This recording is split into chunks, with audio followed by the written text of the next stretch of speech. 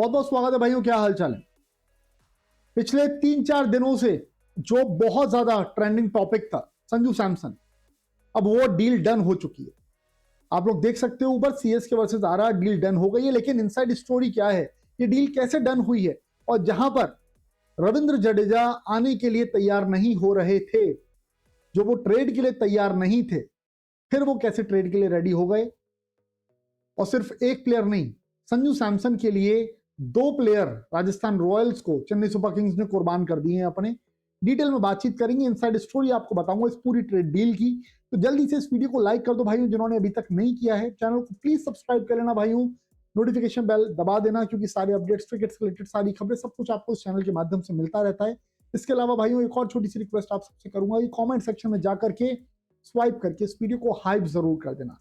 बात कर रहे हैं हम बिग ब्रेकिंग जो आई हुई है इस समय, उसकी इनसाइड स्टोरी क्या है, किस तरीके से संजू सैमसन की डील राजस्थान रॉयल्स के साथ हुई, और किस तरीके से राजस्थान रॉयल्स जहां एक प्लेयर देने को तैयार नहीं था वहां पर, मतलब चेन्नई सुपर किंग्स जहां पर एक प्लेयर देने को तैयार नहीं था, वहां पर राजस्थान रॉयल्स ने उनसे 2 प्लेयर कैसे ले लिए, और वो भी एक बहुत बड़ा मैच विनर। डिटेल में बातचीत शुरू करते हैं भाइयों, प्लीज लाइक का बटन दबाना, चैनल को सब्सक्राइब करना और इस वीडियो को हाइप जरूर कर देना।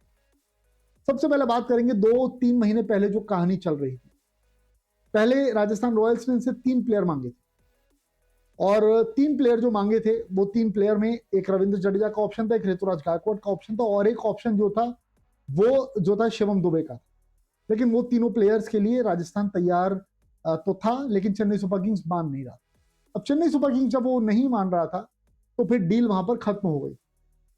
अब उस डील के ऊपर दोबारा से जब रीनेगोशिएशन शुरू हुआ, तो आपको एक बात बता दूं मैं, 10 तारीख को 10 नवंबर और 11 नवंबर चेन्नई सुपर किंग्स पे एक मीटिंग है, और उसमें ही रिटेंशन, रिलीज, सारे प्लेयर्स को लेकर के चर्चा होगी, और इसी वजह से बहुत जल्दबाजी में ये डील पूरी की गई है।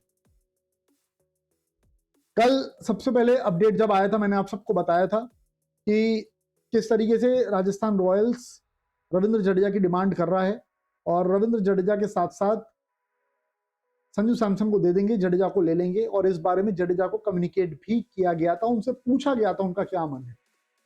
रविंद्र जडेजा को जब कम्युनिकेट किया गया, उनसे पूछ लिया गया, उनसे बात हो गई, रविंद्र जडेजा ने इस पर जवाब दिया था कि नहीं, मुझे नहीं जाना।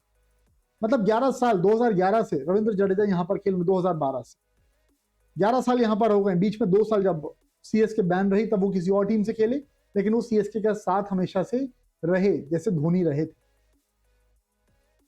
रविंद्र जडेजा के साथ में सीएसके की खटपट भी हुई थी 2022 में, जब रविंद्र जडेजा को कप्तान बनाया गया था, फिर उनसे कप्तानी बीच सीजन में वापस ली गई। चोट का बोल के रविंद्र जडेजा बाहर हो गया था। चोट हुई थी या नहीं हुई थी, हुई ही होगी, लेकिन जैसे ही कप्तानी वापस गई थी, तुरंत वो चोटिल होकर बाहर हो। तो रविंद्र जडेजा को लेकर सीएसके के टर्म्स बहुत ज्यादा अच्छे नहीं है, लेकिन फिर भी 2025 में उनको 18 करोड़ देकर रिलीज किया गया था। बट बात कर रहे हैं ये डील की, ये डील कैसे हुई।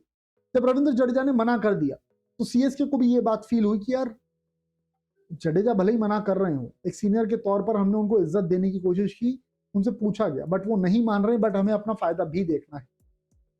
सीएसके इस बात को जानता है कि रविंद्र जडेजा का 2 साल और क्रिकेट टिका हुआ है, उसके बाद वो जाएंगे, खेलेंगे नहीं, बतौर ऑलराउंडर ही वो खेलते हुए आपको दिखाई देंगे। कप्तानी उनके साथ आप एक बार जाके देख चुके हो, आपको कुछ फायदा मिला नहीं।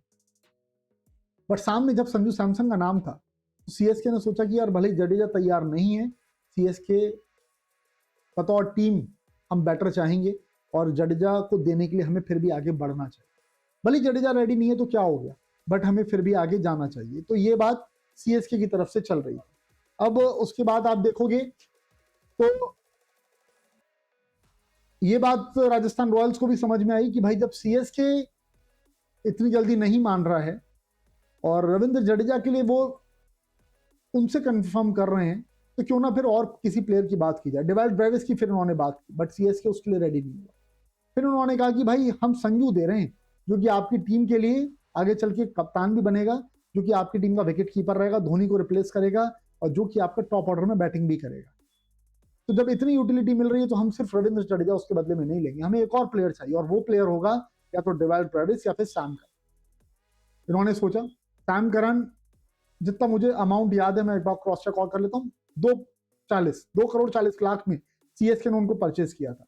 सैम करन एक फिनिशर के तौर पर, एक नए बॉल बॉलर के तौर पर, एक डेथ ओवर स्पेशलिस्ट के तौर पर टीम के साथ में जुड़े थे और उन्होंने अच्छा किया भी, बैटिंग से भी बॉलिंग से भी। नंबर 3 पर भी खेले वो सीएसके के लिए बीच में, नंबर 4 पर भी आए।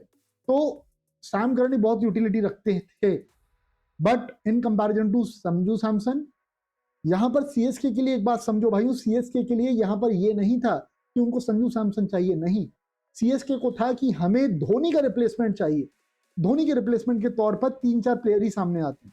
संजू सैमसन एक नाम, ऋषभ पंत दूसरा नाम। ऋषभ पंत को एलएसजी ने ले लिया कि इससे पहले ऋषभ पंत के पीछे वो जा रहे थे, उससे पहले जब केएल राहुल इधर आ रहे थे एलएसजी में, तब चेन्नई सुपर किंग्स के साथ में केएल की डील ऑलमोस्ट डन हो गई थी, बट केएल राहुल किसी और वजह से नहीं गए वहां, उसके बारे में कभी आगे बात करेंगे फिर, बट चीजें यहां पर चली थी।